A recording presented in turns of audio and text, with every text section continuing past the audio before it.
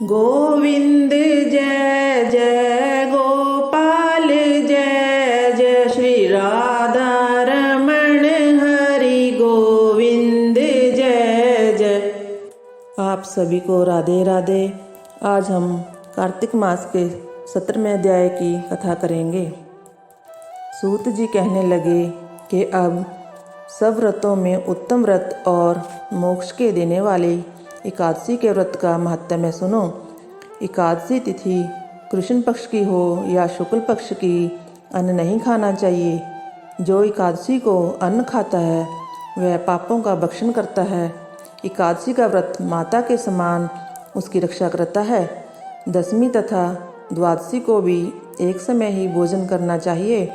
नारद जी कहने लगे कि गंगा के समान कोई तीर्थ नहीं, माता के समान गुरु नहीं, विष्णु जी के समान कोई देव नहीं, अन्न ना खाने के समान तप नहीं तथा शांति के बराबर सुख नहीं, सत्य के बराबर ज्योति नहीं, कार्तिक के समान मास नहीं, ज्ञान के समान लाभ नहीं तथा एकादशी के समान व्रत नहीं। व्रत करने वाला प्रातः समय उठकर भगवान का पूजन करे, पुराणों की कथा सुने, एकादशी की रात्रि को जागरण करे। नारद जी कहने लगे कि हे राजन, अब एक इतिहास सुनो। नर्मदा के तट पर गालव ऋषि का अति शोभायमान आश्रम था। गालव का भद्रशील नाम का एक पुत्र था जो विष्णु का परम भगत था। वह बालकों के साथ भगवान की मूर्ति बनाकर पूजन किया करता था। साथ ही बालकों को उपदेश दिया करता था कि वह भी भगवान का पूजन करें तथा एकादशी का व्रत रखें। बालक भी उसका उपदेश सुनकर वैसा ही किया करते थे। अपने पुत्र के चरित्र को देखकर एक समय उसके पिता गालिव ऋषि ने उससे पूछा कि भद्रशील, तुम सदैव भगवान विष्णु की पूजा में लगे रहते हो, यह उपदेश तुमको किसने दिया?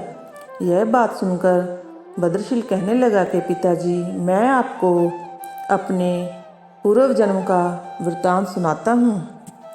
पिछले जन्म में मेरा जन्म चंद्रवंश में हुआ था। धर्मकीर्ति मेरा नाम था। दत्तात्रेय जी से मैंने शिक्षा दीक्षा ग्रहण की। मैंने 1000 वर्ष तक राज्य किया। उस काल में मैंने अनेक धर्म तथा पाप के कर्म भी किए, परंतु दैववश मैं बुरी संगत में पड़ गया और वेद मार्ग छोड़कर पाखंड मार्ग पर चल पड़ा। मेरे इन आचरणों को देखकर प्रजा भी पाप के कर्म करने लगी। इस प्रकार धर्मशास्त्रों के कथनानुसार प्रजा के पाप का छठा भाग मुझको भी मिलने लगा। एक दिन हम शिकार खेलने के लिए वन में गए और सारा दिन भूखे और प्यासे ही रहे। खाने को कुछ नहीं मिला। घूमते फिरते हम मार्ग भी भूल गए और शाम को नर्मदा नदी के किनारे पर पहुंच गए। उस दिन एकादशी का व्रत होने के कारण वहां पर एकत्रित अनेक वैष्णव भगवान का कीर्तन कर रहे थे। मैं भी भूखा प्यासा रहकर रात भर वहीं पर पड़ा रहा, मगर प्रातःकाल होते ही भूख प्यास से दुखी हो मेरे प्राण निकल गए। उसी समय यमराज के दूत मुझको पापी समझकर मारते पीटते यमराज के पास ले गए। यमराज ने चित्रगुप्त से मेरे सब पाप और पुण्यों का लेखा मांगा। तब चित्रगुप्त ने विचार कर कहा कि यह बड़ा पापी है, परंतु इसने एकादशी का व्रत किया था, उसी से इसके प्राण निकल गए। इस कारण इसके समस्त पाप नष्ट हो गए हैं। यह सुनकर यमराज तत्काल अपने सिंहासन से उठकर खड़े हो गए और हाथ जोड़कर मुझसे बोले कि क्षमा करना, हमसे भूल हो गई।